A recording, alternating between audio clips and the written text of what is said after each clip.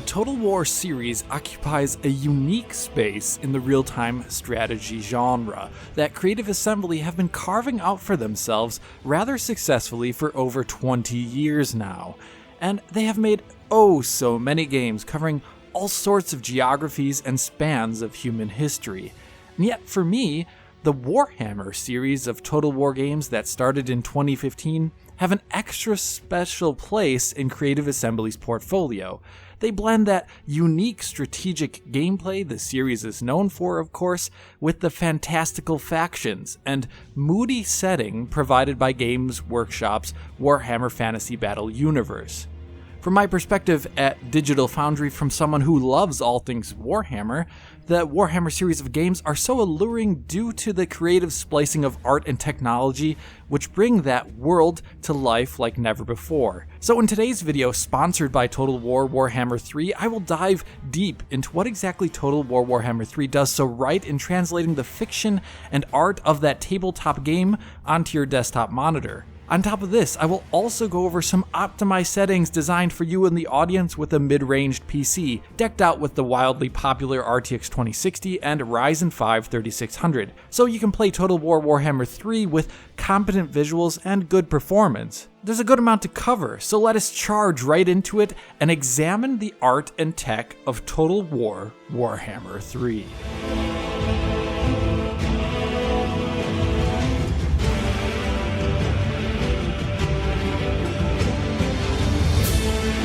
With Total War Warhammer 3, a number of factions are joining the ranks of the game's various armies. You have the Slavic-inspired Kislev and their northern warriors, the brutish and tribal ogre kingdoms, and the ancient Cathay. Yet the stars of the show from my perspective are the four Chaos Demon factions, representing their patron gods: Grandfather Nurgle the Plague Lord, Slaanesh the Lord of Pleasure, Khorne the Blood God, and Tzeentch, the Changer of Ways. These factions, perhaps better than any other in the game so far, demonstrate the interesting technical hurdles required to bring tabletop miniatures into the realm of animated 3D video games. You see, many factions in Total War, like Kislev, are quite obviously based on the human template. The armaments, the armors, and the stylings are all somewhat instantly recognizable as being out of real human history, or at least some portion of everyday life. Sure, there are of course some fantasy embellishments here, but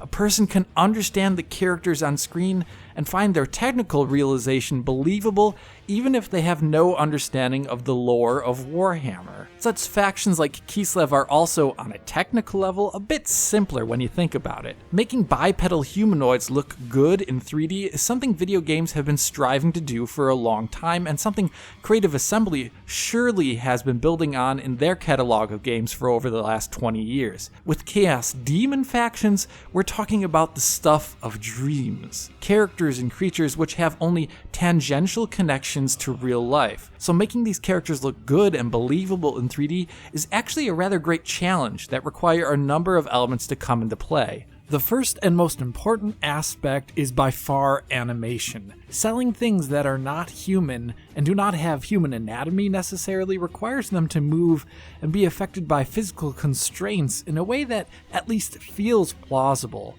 And if they don't have physical laws, well, then there has to be the rule of cool. Let's take a look at pox riders, for example.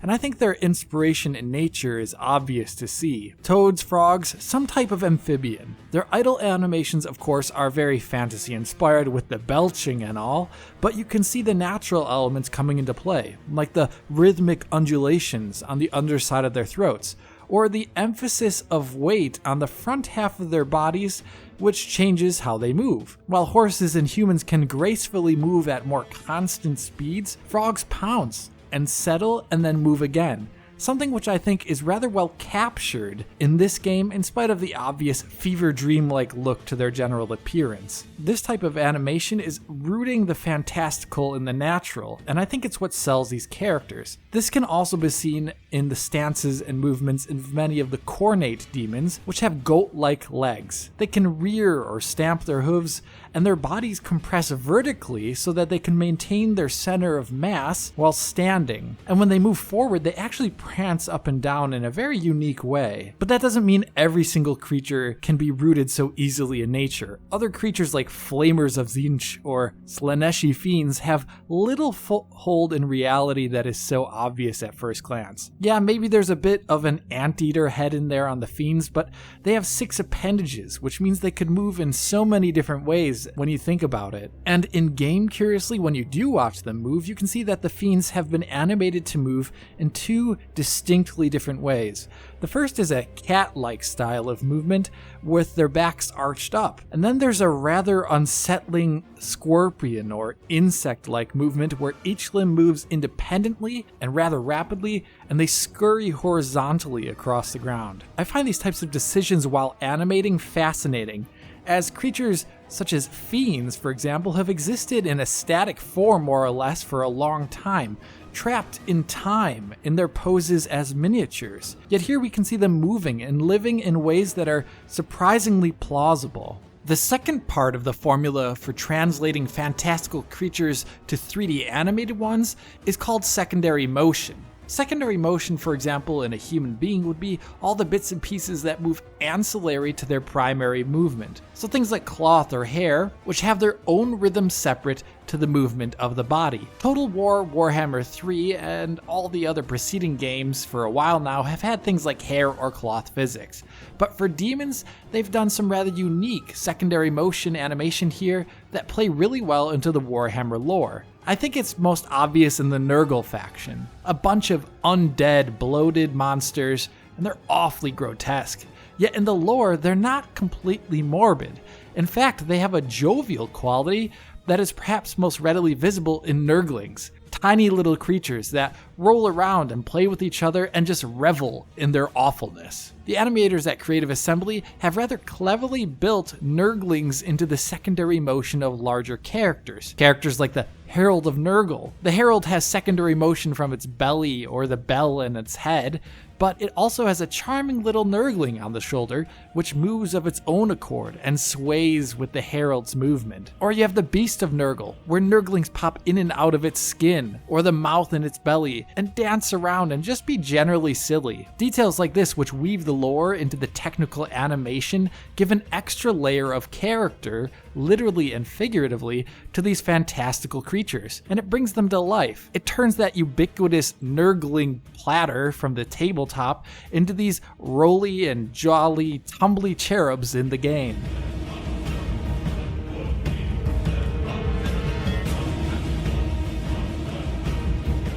Animation, though, is just part of the transformation, and it gets us, I think, around 80% the way there from the tabletop into the realm of 3D. That remaining 20% are all the touches to modeling and materials. For example, ensuring that all the fleshy bits on Slaaneshi characters have an appropriate response to light next to the metals, not being too shiny, but also not being too matte. Or it means ensuring that the polygon budget is spread properly when up close to ensure that every spike, tooth, or bit of armor is represented and well-rounded when necessary. This is an area where I think RTS games usually struggle, but here in Total War Warhammer 3, they have very high poly counts when the camera zooms in. For example, just look at how rounded the medallion is here on the Minotaur's belt. With normal shadow maps, this decadent geometric detail would actually not be properly shaded. Here in Total War Warhammer 3, there's a screen space shadow option to ensure proper shading in the places where shadow maps could not possibly ever work well, while at least performing well too. Like here on the Demonettes. With screen space shadows off, the Demonette models look pretty great, but due to their high polygon count, there's definitely a disconnect in their shading. Smaller details on them not being shadowed means that the geometry doesn't stick out as much as it used to anymore, and the shading looks off. With screen space shadows on, that detail returns, and the shading as a result looks quite a bit better. And if you notice, screen space shadows importantly add to the environment in Total War games as well, giving the grass shadows here where otherwise they would not have it. And that type of environmental detail is rather important, as these highly detailed characters would be a bit wasted if they could not do proper battle in well-realized environments. Here, Creative Assembly has channeled the background universe of Warhammer, so battles take place in thematic areas. There are pastoral settings from the Cathay Empire, replete with marshes and tiered farming, countryside swamps with volumetric fog,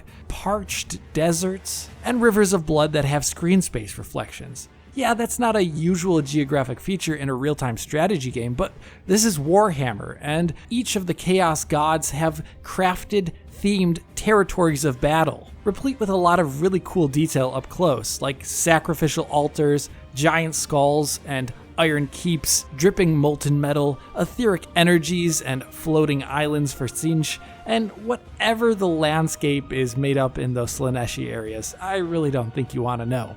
Details like this show a level of craftsmanship that is very important, as if you've ever played Warhammer on a tabletop and let your imagination run wild as to how your besieged town looks, or how swamps might look that your troops are trundling through, well, Total War Warhammer 3 realizes such things in lavish detail.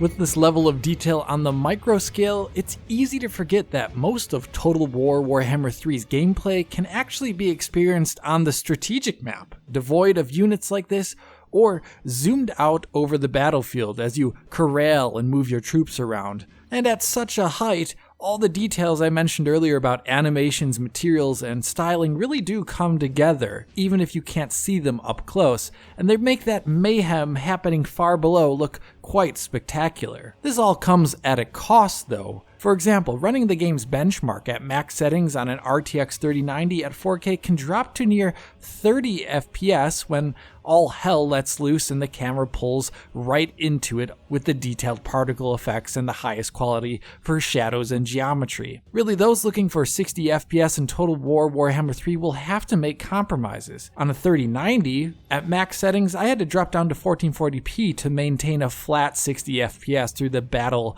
benchmark, for example. But as always, max settings are kind of for future-proofing, and dropping some settings can lead to an excellent experience at a much lower cost. For example, nearly all the B-roll I've been showing off elsewhere in this video has been made with high settings across the board at 1800p and with SSAO on, and I think that looks rather good. So compromises can be worth it, and especially for the mid to low end.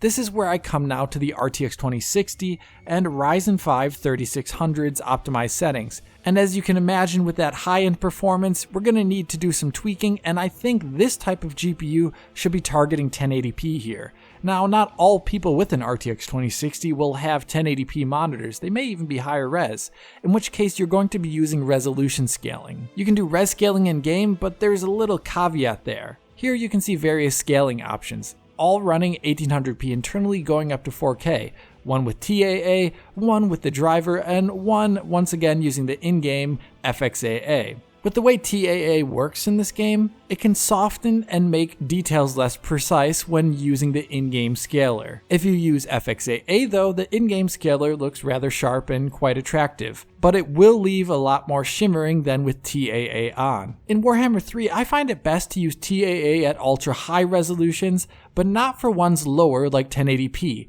So in the end, I recommend those targeting 1080p to use FXAA if they can, and in which case you can also use the in-game scaler if you need to scale down for higher than 1080p monitors. After this, the next important question is whether or not the CPU is good enough for this proper frame rate. Looking at the game maxed out using the battle benchmark, with an RTX 3090 at 720p, we can see some interesting things happening. In battles, the mid-range Ryzen 5 3600 has its lowest frame rate while being CPU limited to being around 100 FPS, and the Core i9-10900K here actually is never CPU limited throughout the entire battle, even at 720p. So upper end CPUs will not be CPU limited in this game in battles, but the 3600 here needs to be a bit careful. Sure, it is not being CPU limited to being below 60 FPS, but if you look at the frame times, we can see that it is unsteady. so we would definitely want to target or cap the frame rate at or around 60 FPS to maintain a consistent gameplay and visual experience on the CPU. But the battlefield is not the only place you play Total War games in. The strategic map is important, and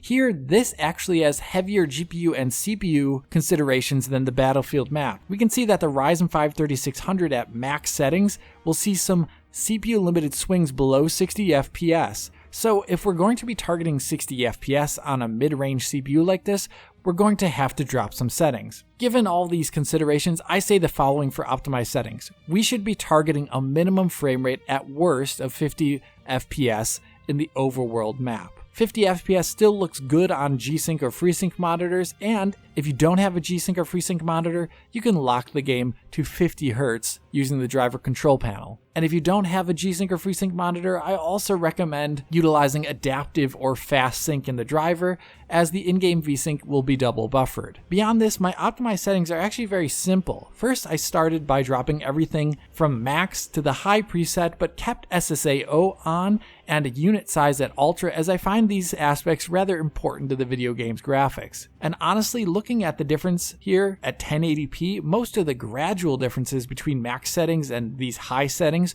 are not too great. We're increasing performance here by 41% over the course of the Battlefield benchmark, and there's not really many large differences here. The biggest one is not even visible here, and that is that bodies of water don't have SSR when using these settings. And already with these settings, we are almost fulfilling the criteria of not going underneath 50 FPS. But still, the benchmark here will drop below 50 FPS with these high settings on an RTX 2060. And the strategic map is of course even heavier, as I mentioned earlier, where it can see drops into the low 40s at these high settings. Now, for most other GPUs out there, I would say these are already optimized settings actually. And in fact, those using an RTX 2060 who are okay with some drops on the overhead strategic map should actually probably use these settings. But for those of you who want an even more fluid experience at the cost of some image quality, then I have some very specific RTX 2060 settings ahead.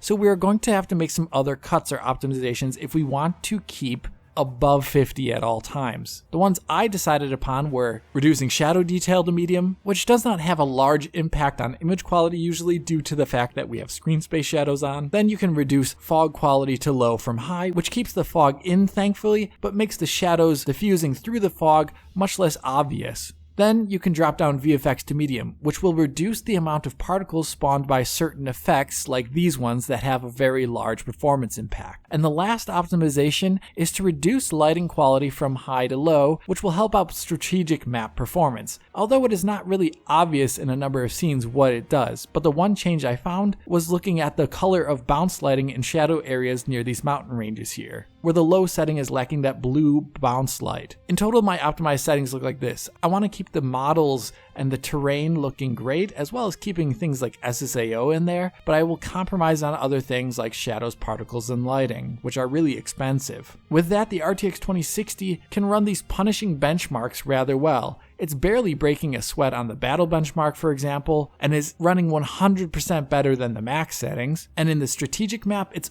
running 50% better than the max settings, keeping the minimum FPS above 50. And remember, if you find any of these optimized settings going a bit too far in service of keeping the frame rate up as often as possible, then you can always ramp up things like the particles, lighting, or shadows to improve image quality. And with that last bit here, we've come to the end of this video, hopefully showcasing to you the cool ways Creative Assembly has translated the Warhammer Fantasy Battle tabletop game into a highly detailed real-time strategy one. And I've also been able to show, I hope, that smart concessions with mid-range hardware can make the game run well while still looking rather competent. If you did find this video helpful or informative, please hit that like button and subscribe to the channel. If you are already a subscriber, hit that little bell in the corner to be informed as soon as Digital Foundry posts a video. If you want to help us out, support DF on Patreon to get years worth of our content in high quality for download. And other than that, follow me on Twitter. And as always, this is Alex, bidding you farewell und auf Wiedersehen.